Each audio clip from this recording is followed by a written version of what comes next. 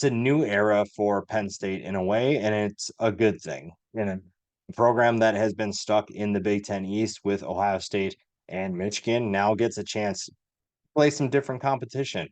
And that doesn't guarantee success, but if you're a Penn State fan, you feel really good about getting some relief heading into 2024. Today, we take a deep dive into the Penn State Nittany Lions to see what should we expect from this team in 2024 and how things could be different for this team this season. Before we do that, though, make sure to subscribe to the channel, like the video, share the video. It goes a long way in helping this channel. This channel has seen tremendous growth since the deep dive series began, but that's not possible without all of you. And this has been a fun series to do. And as we wrap things up, or nearing the end with our final handful of videos here, we'll take a deep dive into Penn State and look at should we expect some big things from this team. James Franklin's done a good job of keeping this team near the top of the Big Ten. It's just hard when Ohio State and Michigan are in the same division as you. I think a lot of teams would love to have the talent that Penn State has. It's just that you're playing against two of the best teams in college football in your own division. So getting to a Big Ten championship game was difficult, and finding ways to be in the national conversation more proves challenging because you have the now, the reigning champs were just in your division and an Ohio State team that is right there with them. That's tough to do. That's going to be a difficult challenge for anybody to overcome. But I think James Franklin has done a good job of keeping them in position. And maybe with an expanded college football playoff, we'll look at Penn State in a different light. You bring in a new offensive coordinator. I think everybody wanted that to happen. Andy Kotelnicki comes in from Kansas, a Kansas team that had a tremendous success under his watch. And this is a team that is hoping a new offensive coordinator, another new offensive coordinator, is going to get the job done. Now, Kotelnicki is going to have a different approach to this offense, and they're hoping that a more efficient approach is going to make them much better, much more balanced. The defense also gets a new coordinator in Tom Allen. I think that was a great hire by James Franklin, the former Indiana head coach who got fired. He's a really good defensive mind, and I think that he has a lot of potential tricks up his sleeve to get this defense into very good positions. You have new players that are coming into the picture, but also you have returning players that are going to play maybe some different positions. Now, the transfer portal, this is a Penn State team that wasn't super active in the transfer portal, but you also, again, with what we talked about before, Penn State did a good job of bringing players in that are going to help them win football games from the high school level. So if you recruit well enough, you don't feel like you need to add a ton from the transfer portal. You might need to add a couple of depth pieces, or maybe you get one or two guys that you feel elevate a certain position. And that's kind of what Penn State has been doing. They have felt pretty good. And they also haven't lost a ton where you feel the need that you have to hammer the transfer portal. So you bring in Nolan Rucci at offensive tackle. That's a good depth piece. You bring in corners Jalen Kimber and AJ Harris from the SEC. So you feel pretty good about the corner position after last year. And then you lose a couple pieces that you need to replace. We'll talk more about that group in a little bit, but you feel pretty good about where Penn State sits heading into the 2024 season. You also obviously get Julian Fleming. That was probably the biggest notable name in the offseason for Penn State. We'll talk more about him in a little bit. You didn't lose a ton, in my opinion. I think losing Keandre Lambert-Smith wasn't someone that they felt was a huge loss. You also lost wide receivers Dante Cephas and Christian Driver. But again, if you're looking at from a Penn State perspective, I don't think this coaching staff feels like they lost some elite guys. I don't think that they thought the floor dropped or that the ceiling was much affected. I think that you're feeling pretty good if you're a Penn State fan about where you sit. And again, this is going to be a new offense, so new guys are going to step up, and we'll dive into that. Everyone's paying attention to what Drew Aller is going to do. 6'5", 235-pound quarterback has tremendous talent that no one is debating about what he's capable of doing. He obviously has the arm talent to make all of the throws. The question is, can you be more explosive? This is a guy that, yes, threw 25 touchdowns and just 2 interceptions, but can you be more explosive? Part of that is on him, and part of that is on the wide receivers. We'll dive into that more in just a little bit. But Drew Aller is going to be under the spotlight because he plays the most important position in football. When you touch the football every single play, you are going to have the spotlight on you. And I think in Kotelnicki's offense, you're going to find that he is going to be very efficient with what he's looking to do offensively, where he's going to get the football. When you look at what Kansas did last year, that was a group that wasn't featuring a really strong armed quarterback. Jalen Daniels and Jason Bean weren't going to be the gunslingers that were throwing the football all over the field. So it's not like Penn State is just going to suddenly become this team that wants to throw the ball 50 times a game. That's just not what's going to happen. You're going to find ways, though, where you can take more deep shots. You can maybe create some more separation through scheme if you don't necessarily have the separators wide receiver. That's going to be a big thing to keep an eye on. What can Colton Hickey do to get his quarterback in better positions, to get his wide receivers in better positions, and how can they move the ball more efficiently down the field? Because again, this group is going to be really good at running the football once again, but can you throw the football a little bit better? You finished 79th last year in passing, 29th in rushing. Both of those numbers improve if the passing attack and Drew Aller can take steps forward in the right direction. The rushing attack has no flaws, honestly. This is a group that is going to be really good, and Nick Singleton and Katron Allen are one of the best tandems, if not the best tandem in college football. 752 yards and 8 touchdowns for Singleton, 902 and 6 for Allen. That's a tremendous tandem that is going to have tremendous success in 2024. And if they can find an offense that features a little bit more balance, you're going to see them break off more explosive runs because teams, I think at times, weren't exactly worried about what the passing attack can do. If you're a team that had good defensive backs and you felt good playing man-to-man coverage, you didn't necessarily have to worry about what Drew Aller was going to do throwing the football. So you can stop a guy like Singleton or Allen because you know that you don't have to worry about getting beat deep. That's going to be the biggest thing. And that's why you bring in a guy like Colton Necky. You have a coordinator that is very good at what he does. He's very efficient. The pace might be a little bit different than what you're expecting if you're a Penn State fan, but you feel really good about where this team is headed because of the signal caller, and you're feeling good about what this offense could look like. Now, if Aller goes down, you probably have some concerns behind him. You don't have a ton of experience, but you have talent behind him. It's just a matter of, are they ready for the spotlight? That'll be the biggest question. And obviously, we just talked about what Kansas was able to do because they had two quarterbacks. When Jalen Daniels went down, Jason Bean was able to step up. If Drew Aller goes down, I think there's questions about what they have behind him. But again, if Drew Aller does not get hurt, you don't necessarily have to worry about that. The rushing attack behind Singleton and Allen have some really talented players. Quinton Martin is a freshman that is hoping to be part of this rotation. Again, finding carries and finding touches for guys that are not named Nicholas Singleton or Katron Allen might be a little bit difficult, but to have this amount of talent, when you have Quentin Martin, you have Cam Wallace, you feel really good about where your team is going when you have that level of talent, and you feel good about the rushing attack in 2024. Again, if you have the passing attack to balance things out, you feel pretty good about where this team is headed. And this is a team, again, when you look at the big picture, this is a team that expects to compete for a college football playoff spot. And I think if you asked a lot of people, you would probably get a lot of responses that say, yes, we are looking to compete for a national championship. Now, there are certain things that this team must do in order for that to happen, but you feel pretty good about the talent you bring in. It's just a matter of what is this offense going to look like, this new scheme, and who are going to be those guys that step up. Again, Drew Aller shoulders a lot of that responsibility, but some of that is also on the wide receivers. And you have Julian Fleming coming in from Ohio State, a guy that was sitting third for the most part of his career in terms of the top options for Ohio State. But again, when you look at what Ohio State's had, you've had some really good players at wide receiver. There's a reason why this has been a really fun run for Ohio State, and it's because they've had elite receivers.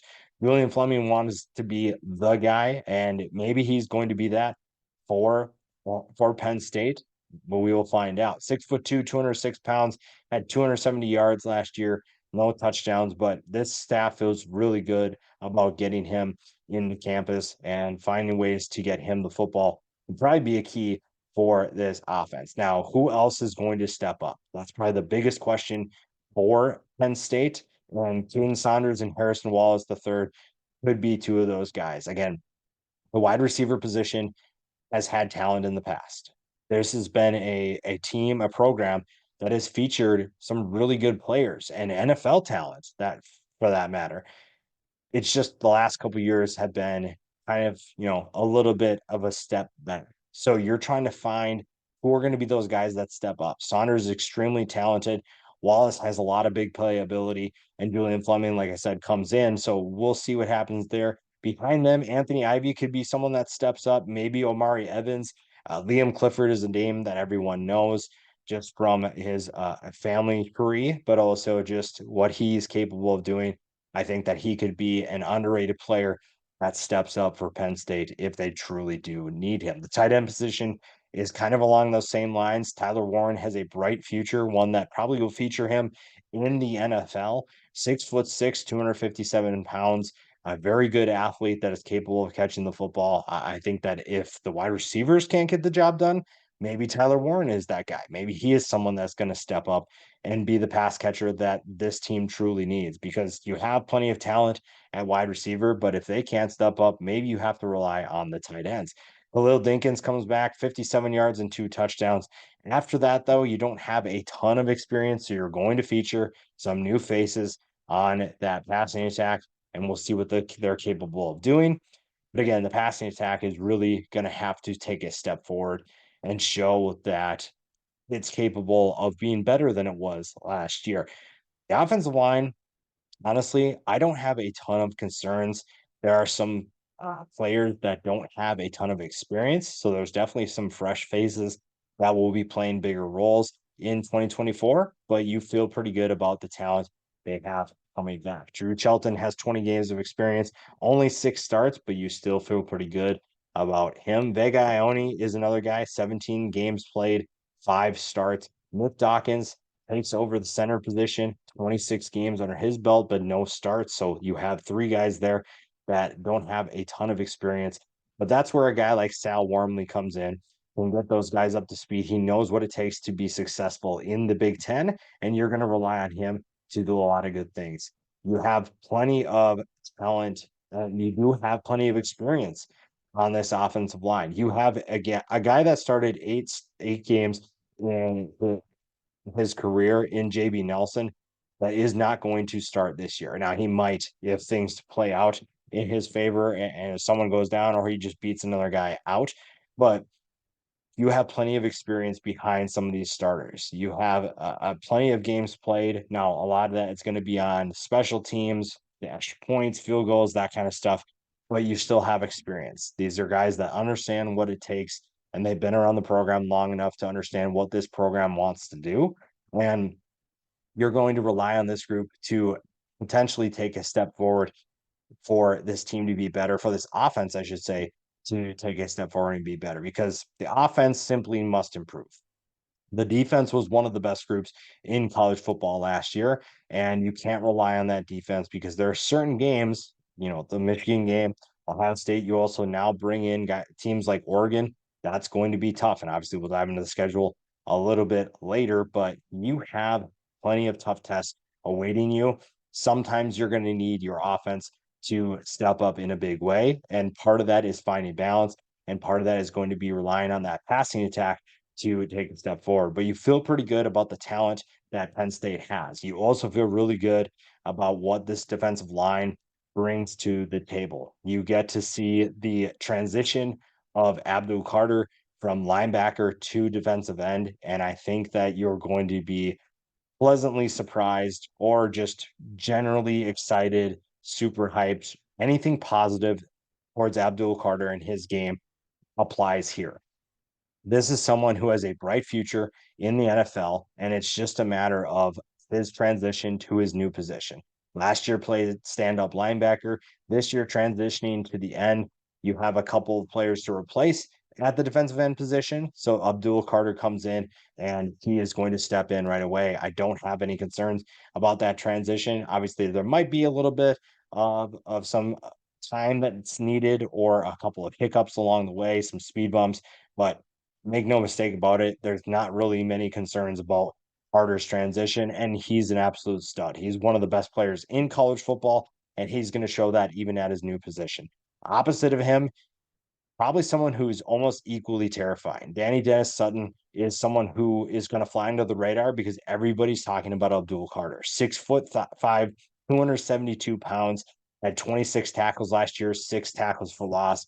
He is someone that you need to keep an eye on. He is someone who is, again, going to fly under the radar, but he is someone who is equally as terrifying on the edge. So you have a great tandem if you are Penn State, and that's just on the edge. Devon J. Thomas is coming back at the tackle position. You're looking at a guy at 6'1", 304 pounds, who did a lot of good things for Penn State last year, and you're expecting bigger things from him in 2024. Zane Durant comes back as well, another productive player for Penn State, and really the overarching theme with Penn State's defensive line is depth and experience. When you look at the guys behind these players, Amin Vanover, Hakeem Beeman, Hosea Izzard, and you have Smith Vilbert, who missed all of 2023, who ended his season in 2022 on a very high note.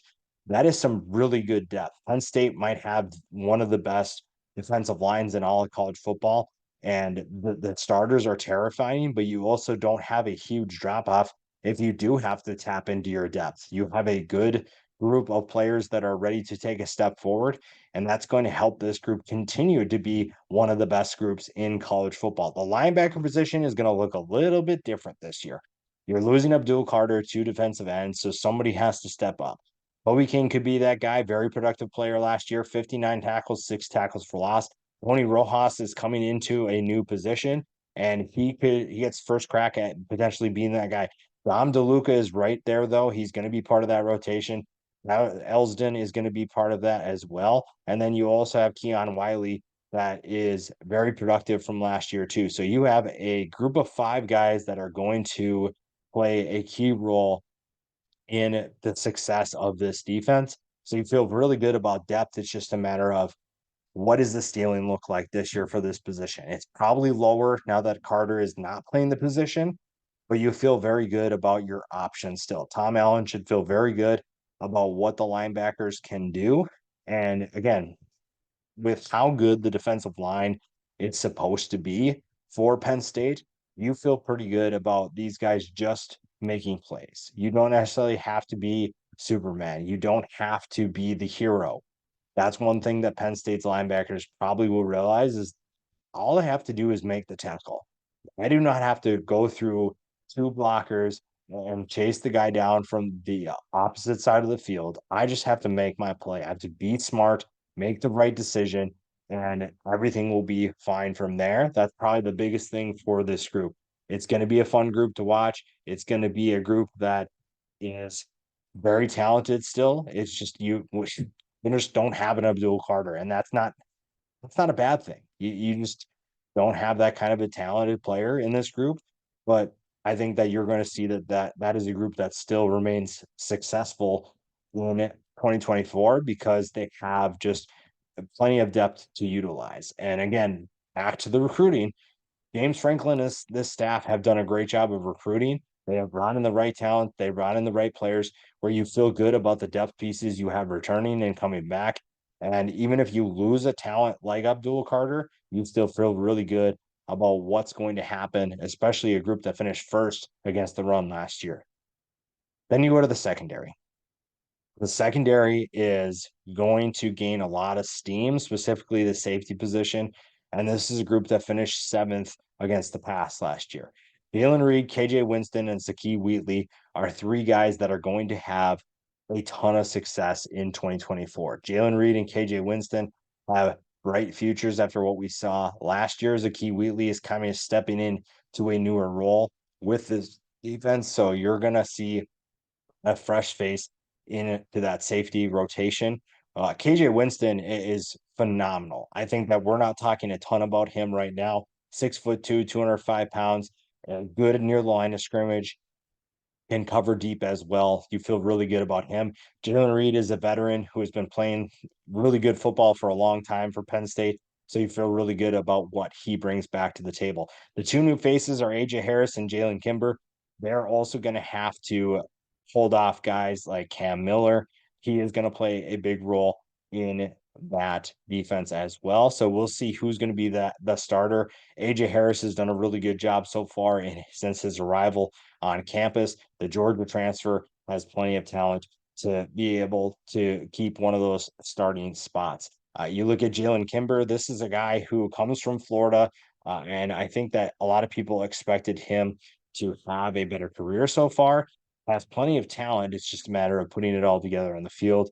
And with the safety positions feeling like they're locked up right now, you feel pretty good about getting these guys up to speed because you have veteran players like Reed and Winston coming back. Wheatley feels like a really good player to have returning as well. So this is a passing defense that should have just as much success as they did last year. And part of that also has to do with the fact that they are going to have a dominant group up front. And that part of that is getting to the quarterback and limiting how much time the opposing offense has to throw the football. So if you're able to get home and create some sacks, create some disruptions, the secondary does not have to cover for as much. They don't have to do as many things for as long because your front group is getting to the quarterback and making life miserable for the guys that are trying to block them. So that's part of that as well.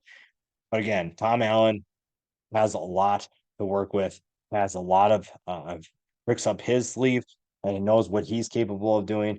And that's going to help a team that has a pretty decent schedule, honestly. The over under is set at 10.5 wins as of right now. We will see how this plays out. And the biggest question is what is a realistic finish for this team that maybe feels good to the fan base? You start things off at West Virginia. Now, West Virginia is a team that thrived off of a relatively easy schedule in 2023. So that's going to be a team that's playing with a ton of momentum with the success that they had last year. But Penn State's the better team. Even on the road, that's a tough place to play in Morgantown. But I think Penn State gets the job done. Bowling Green, Kent State, Illinois all should be 3 wins. So a 4-0 start is not unrealistic at all. You head into October, UCLA should be a win. I know that they're going through a change with their coaching staff and they feel good about what the Bruins are going to be, but Penn State is definitely the better team, and that game's also at home. Then you go to USC. Now we will find out what USC is going to be pretty quick at this point. So if that's a team that can compete, that might be a tough game on the road. But you also feel better about where Penn State's at right now than USC. Then you get 2 weeks off before you head to Wisconsin. The Badgers should be a much better team. That'll be a tough game. Hosting Ohio State right after that is going to make things difficult to focus for Wisconsin, but also that's a tough game to beat a team that expects to be competing for the national championship in the Buckeyes. Washington at home after that. We'll see what Washington is this year. They lost a ton of talent. That is a brand new roster, essentially. So we'll see what happens there. At Purdue, that could be a tricky game. But again, Purdue feels like they're just in a much different place. Minnesota's a team that might be surprising this year, but Penn State's definitely the better team. And then Maryland's kind of the same situation where Penn State is the better team. So to me, honestly, the ceiling is 11-1. If you want to argue 12-0, you're very confident that Penn State can definitely beat Ohio State. And I just don't know if I can say that right now with the passing attack having some questions. The two cornerback positions are kind of up in the air right now. So we will see. The floor, though, this is everything's bottoming out. 8-4. I do not think that Penn State loses a ton of games. 8-4 almost feels just bad, but when you look at the West Virginia game, that's a tough one right off the bat. USC could be a better team. Wisconsin, Ohio State, those are four losable games. I don't want to call any of them uh, gimmies on the losing side, but I think that you're still looking at very tough tests. Ohio State's about the only game where if you said that's a for sure loss, you probably wouldn't get a ton of arguments outside of Penn State. So that's probably the one thing there is this team again. This team is going to be really good this year, and if they can find a way to upset Ohio State, 12-0 is definitely possible. But that's going to be a tough challenge. But again, the goal is to get to the college football playoff. So you don't need to go 12-0. You can go into 11-1 and find yourself in position to compete for a Big Ten championship and then also play in the college football playoff. That's going to be the goal for this team this year. And again, there's certain things that they must do, but you still feel pretty good about where this program is, where James Franklin has them going, and what they're capable of doing in 2024.